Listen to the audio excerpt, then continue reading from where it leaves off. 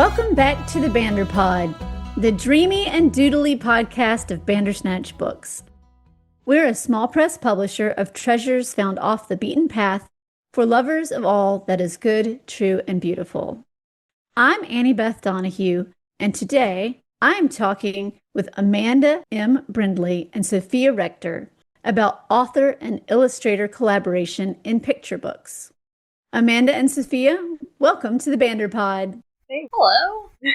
For those of you who don't know, Amanda and Sofia are the artistic talents behind Doodle's Mountain. Amanda and Sofia, how did this particular collaboration come about? So, something like 12 years ago now, I was nannying a little boy who's almost 2 and had an interaction with him that inspired this story. We were eating snack in the afternoon and we could hear the trucks out on the highway, and we were kind of playing the game in Doodle's Mountain where we say shh to all of the different noises. And I put him down for nap and I sat down and wrote out a really rough draft of Doodle's Mountain. And then at some point later shared it with Sofia, and there was this whole process where I was trying to look into publishers, was trying to look into maybe getting an agent, was looking into different ways to go about publishing this story. And eventually I started thinking about self-publishing. I like to play with artwork, visual artwork, but I'm not an illustrator. But by that point, Sofia and I had become good friends and did like weekly art together. Like we would get together just to play with things. And Sofia was working on a lot of visual art, and she had also been with me as we were trying to submit Doodle's Mountain to publishers and stuff like that. Like she helped me stamp envelopes and send them off. I threw out the idea of her being the one to illustrate it and do self-publishing. And that was sort of the initial us working together. So, Sofia, it sounds like Amanda already knew you before she wrote the book. So how did you two meet initially? We met at a church meeting, and she happened to have one of the Wing Feather books with her, and I was really excited to see something imaginative in the middle of this meeting. And so I leaned over and asked her, I was like, is that one of the Wing Feather books? We connected over a love of rabbit room things. And I actually was pregnant with my son. And our friendship kind of developed as I was also figuring out just motherhood, and had a lot of the visual creative actually came out of the early stages of motherhood and trying to figure out ways to express myself. I used to think writing was my main thing. Then words stopped working and visuals didn't. They came kind of to life. And so, like Amanda said, we had weekly get-togethers just to kind of explore art and play with it for, I don't know, maybe a year or two, during once a week during a nap time. And then I really enjoyed getting to see what she was doing with Doodle's Mountain and kind of captured my imagination. And so a few years in, when she had this idea of kind of self-publishing, my son was in preschool by that point, and I started using some of his preschool time to make little thumbnail sketches of ideas I had based off of some of the images she had talked about with the Doodle's Mountain narrative. A lot of it going back to kind of her childhood in Maine, pulling together some of those ideas that she had. That actually answers one of the questions I had, which was, what did your collaboration actually look like day to day or week to week? And it sounds like you all were meeting regularly, and I guess that was in person? Yeah, so we were meeting in person for quite a while, and then it's funny, a lot of what we were working on, I think, really picked up during the COVID lockdown. And I was still living in Cincinnati at that time, but I had come to visit my cousin, who I now nanny for, who had a little tiny baby at the very beginning of that. And then I got laid off from my job, so I ended up just staying for about 10 weeks. So some of the collaboration at that point was happening. I had all this free time suddenly. So some of that collaboration was happening over the phone, And just over like messaging back and forth, like Sofia sent me a bunch of thumbnails at one point, and I was kind of playing with how to put them into an actual book and how to like maybe typeset things and all of that, because you're thinking about self-publishing at that point. So then if you were thinking about self-publishing, how did you end up getting connected to Bandersnatch Books or making the decision to submit to Bandersnatch? Do you want to answer that, Sofia?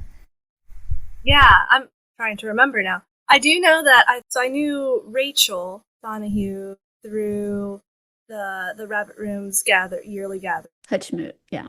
Yeah, she and I had connected. And so she and I had connected and talked, and then I found out that you all were starting Bandersnatch Books. And so I just kind of poked at Amanda, and why don't we do this? Why don't we just see? Like, what could it hurt to like throw it out and see what comes of it? And so I cleaned up some of the thumbnails into more like larger like digital sketches. I forget if you did any changes, Amanda, or if we just kind of put it together and sent it off. I think we just put it together and sent it off at that point. Like, I had messed and tweaked with the manuscript a little bit before that, but we sent them basically what I had sent to other people, but with your thumbnails as well. Yeah, I think I had seen it and just thought, we're just going to self-publish. And then you kind of sent it to me and were like, we should just try this. I thought, okay, let's just try it. But I was just so like, I already got rejected from all of these other publishers. Why would this tiny publisher want my book? Okay, like, might as well try. On my side, I also had some encouragement from my sister-in-law is a psychologist and was working in the school system with kids. And so I'd shown her the manuscript and some of the images. And she was really excited the possibility that she saw something larger than just like, oh, this would be a nice book to have with small kids. Like, she actually saw the possibility of it helping kids who process the world differently. So that gave me more motivation to push on it. Then, hey, really, we should. Yeah, like, this is a validated concept. Yeah. So I know you were meeting together weekly to do kind of general, like art in general, right? Not always specific to Doodle's Mountain. But when you were working on Doodle's Mountain together, how much input do you think, like the Inklings, let's pull it back to Bandersnatch, right? How much input do you think you each had on the other's work? So did anything about Sofia's art inform how you ended up finally drafting your story? Or did anything about the story inform how the art was presented? I think in some ways, I think the writing came first and then the art kind of responded to it. And in some ways, I feel like the times that we were creating in some ways kind of built this shared world that then I was able to draw from. Like, I knew Amanda's connections with Maine. I knew kind of the styles and the things that she liked.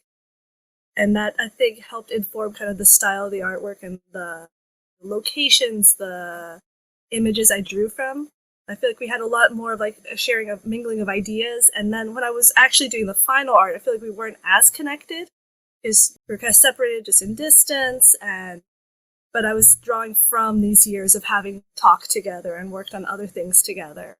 That shared idea space. Yeah, that makes sense. You already had a good sense of who each other were. Yeah. Well, I was thinking the same thing, that there's this weekly, like, we just kind of got together and played together with art. And by the time we were actually working on Doodle's Mountain, it was less together because we lived farther apart, so we weren't getting together every week anymore. And there was a little more like, there's sort of a base of stuff that we've done together and that we like know about each other. And we had worked on the story a little bit together, where Sofia had read my manuscript and given me some feedback on it, and I had tweaked it based on that. But once she was working on the illustrations, it was really, she would sort of take the inspiration that she had, and we did sit down and map out what the illustration is illustrating, how many illustrations we would need, and what pictures they would go with. So then we had that to work with. But she, at that point, would make illustrations and then sort of give them to me and be like, what do you think of this? And my feedback was generally, I love that. It's amazing. Let's use that. That's great. That's great. It does remind me, I think there were a few instances where there were some descriptive words that I would realize that just the limitations of what I could create didn't quite match. And so I could say, like, could we say instead of river, could we say stream? I think I can draw that better in this space. Yeah, I remember that. And so there were a few changes that happened because I would communicate, like, I have just the limitation of the space or my ability to conceive of it, and adjust it a little bit, some of the length. Yeah, that's exactly the kind of thing I was wondering about. So that's helpful. That actually brings me to a question I had for Sofia specifically.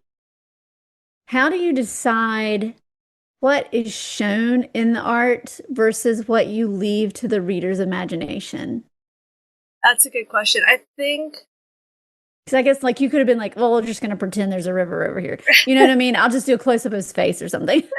Yeah, well, it's funny. Yeah, there is one page, actually. It's a close-up of the face. Precisely because there's the part in the book where Doodle is being woken up by his mom. And I went through many iterations of trying to draw like a child asleep in a car, a mom leaning in, and none of them felt right. Some of it was my own limitations with figure drawing, and realizing that, well, maybe we just need to focus on the fact that he's asleep. Like, we're focusing, like, I realized that the drawings I was gravitating towards were a little simpler, a little quieter, which matched the tone of the book. And so I think that started as I started noticing just which sketches seemed to work and which ones didn't. More of an intuitive process, and realizing I was happier with, like, the quiet one. They seemed to go better and fit the tone of the book of starting out more visually stripped down as there's a lot of audio stimuli, and then becoming a little more detailed as we got into quieter spaces, so then you could actually focus. I think we had a conversation about that at one point too, that you were feeling frustrated about, like, figure drawing, and we kind of went back and forth with, like, well, how else could we represent this? Like, how else could we do this? And decided, like, well, maybe we should just try doing something more honed in where you don't have to draw all the figures. It's not this whole complicated thing. And then we ended up really liking the result of that. So, and here's a question for you, Amanda, then. Did seeing the finished art ever change how you viewed your own story? I think in some ways, yes. And it definitely brought it to life in a way that was, like, better and more than what I had envisioned for it. And, like, that progression that Sofia was talking about, where the images really represent that quieting that happens over the course of the book. Like, the story became deeper in a way that I wasn't really expecting. And my experience of the story is kind of, I don't know, I've heard people say that, like, the story just came to me.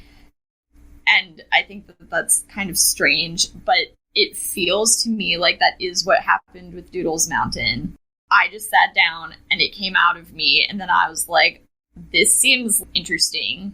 And then to watch it develop, it felt like I wasn't really the person making it happen with the illustrations, but even with the manuscript, it felt like it was just something that already existed, and I got to be part of bringing it to life. That's really neat.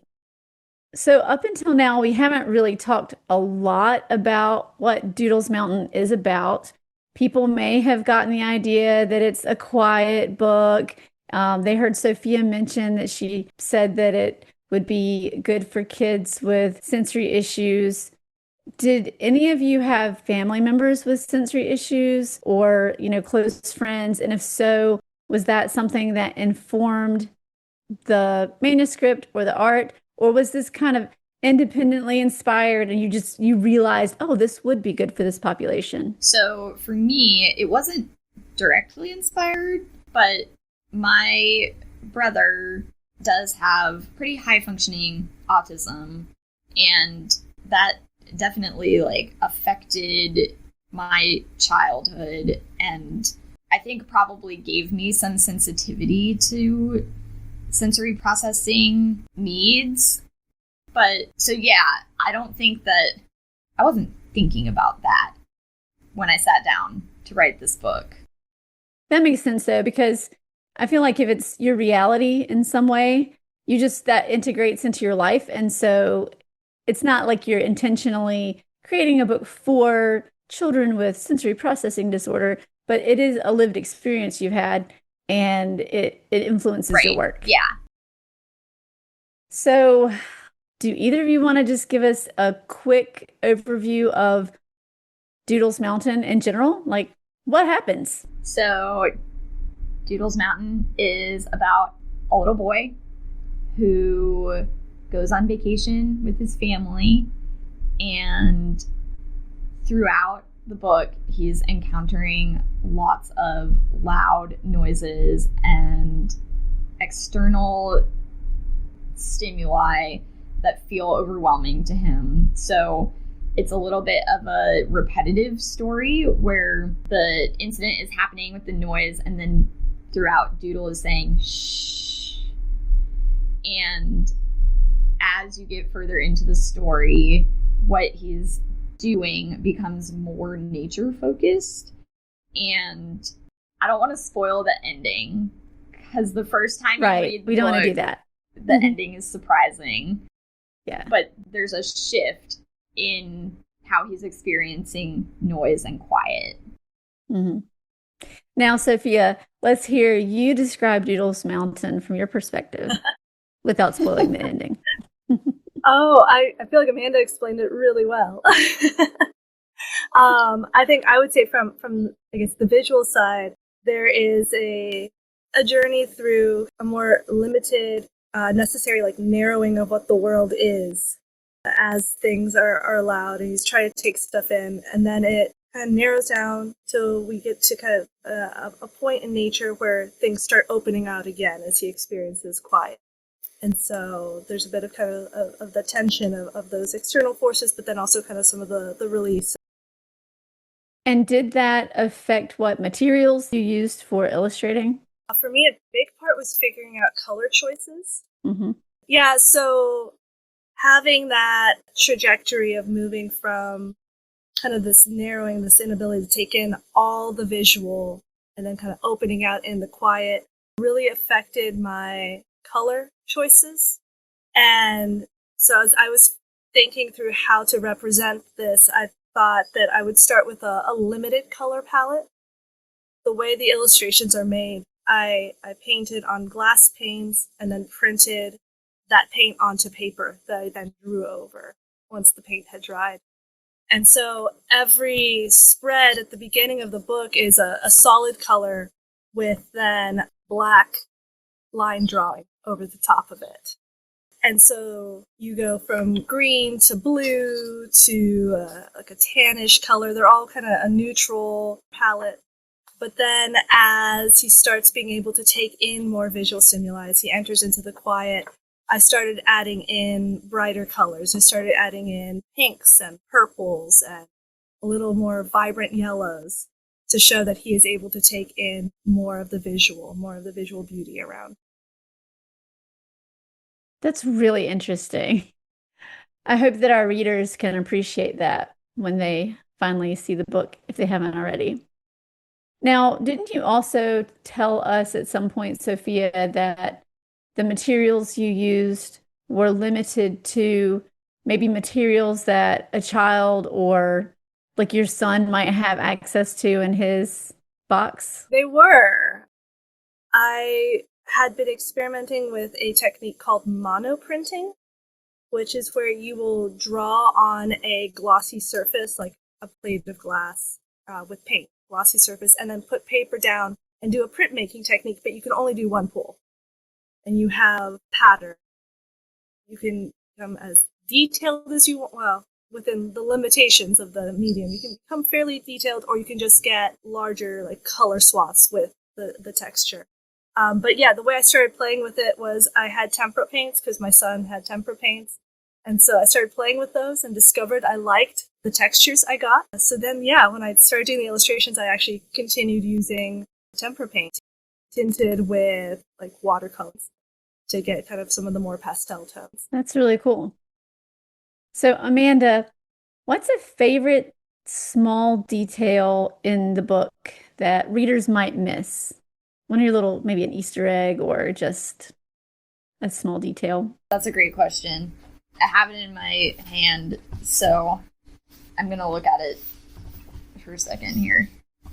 Okay, so I think the one that is particularly meaningful to me, and I don't know that a reader would miss it, but Sofia was very intentional about the wildflowers that she drew. So they're not like arbitrary wildflowers. They are the wildflowers that you would find on Mount Desert Island in Maine, which is really what inspired really cool. this book for me. So the drawing that's at the very beginning of the book on the dedication page is a drawing of a lupin, and those specific wildflowers that are at the end of the story in the field and that at the beginning were important to the setting for me, for it to feel not like the Pacific Northwest or the South or somewhere else, but to have the specific place be what was represented, even though it's not verbally represented in the story. I love that. Yeah, it's communicated through the artwork instead of being stated directly. And it's subtle, but it is there, and you can tell what the wildflowers are if you know about that sort of thing. Yeah, that is really neat. I have a couple of horticulturists in my life, so they might know. All right. As we near the end of the interview, we usually ask a few popcorn questions. You know, lighthearted, fun, quick questions. And I'll ask each of you the same question. So I'll ask Amanda, then I'll ask Sophia. And so, Amanda, do you have a favorite drink or snack while working? Ooh. While working, it's probably coffee. I like my coffee black from a French press. Ah, there you go. There you go. How about you, Sophia? If it's winter, I'll probably either have, while I'm working, I'll probably have like a tea, or I do this weird thing where I just drink hot water. Thanks to all the Chinese students in my life as an ESL teacher. In the summer, I'm powered by sparkling waters. Very good. Now, with that hot water, it's just hot water, not like hot water with lemon. Oh, no. It's hot water. I teased her mercilessly the first time I saw her do that. Is that ESL like in person, or is that one of those like online? Oh, yeah. So it was, I actually, my first grown-up job was being an ESL teacher. Okay. And so I did that for 4 years, and then life kind of shifted, but I'm actually back to volunteering now locally. Very cool. Ministry. All right, Amanda, what is your favorite page in the book? It's the next to last page. That illustration, Sophia actually gave me the original illustration. I have it hanging on my wall because I love that illustration. I'm afraid that if I try to describe it more, I'll spoil the ending. Spoiler alert. That's what I was thinking too. Like, we don't want to tell them what's happening at the end. Oh, everyone has to buy the book now to see it. Right. I can actually say that. I can say, yes. I'm going to say that. Sweet. Sophia, what is your favorite page in the book? Funny, it's the page just before the one Amanda mentioned. There's a page where there are trees and a path, and it's kind of narrowing in before you do this turn into the wider spread. That actually is on my wall as well. Oh, that's really neat. I love that. So I would ask you to describe those two pages a little more so that our listeners can envision it, but that might be a spoiler. So they're just going to have to go to Bandersnatch Books and buy it so they can see it themselves. All right, Amanda, what are you working on right now? So I have a second picture book manuscript that's different than this one that I just wrote down a while ago, and I haven't touched it in like 2 years. My creative outlet lately has been crocheting and not so much writing. So it's funny, I have a published book, but people always ask me about like what it's like to be an author. Right.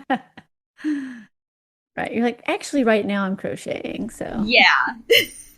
And I still don't really feel like I'm an author. I just wrote this book one time. It's funny. Sophia, what are you working on right now? Oh, right now I'm Mm-hmm. working at a few personal visual projects.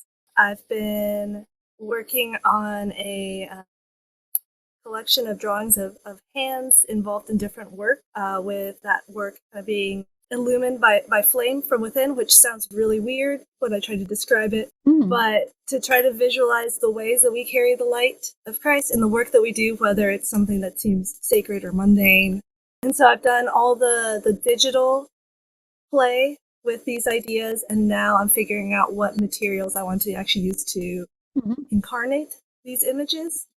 Because since they are hands doing work, I feel like they need to live in the realm of the physical, not just in the digital.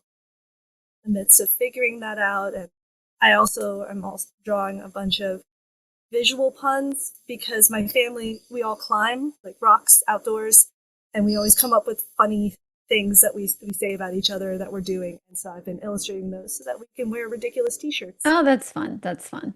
And I also find it interesting that Sophia went from using words as art to using visuals as art. And now Amanda is going from using words as art to doing handicrafts / visual art as well. Hopefully there will be some back and forth. I still love writing. Yeah, I think it's hard to take care of small children and have words. Oh, yeah.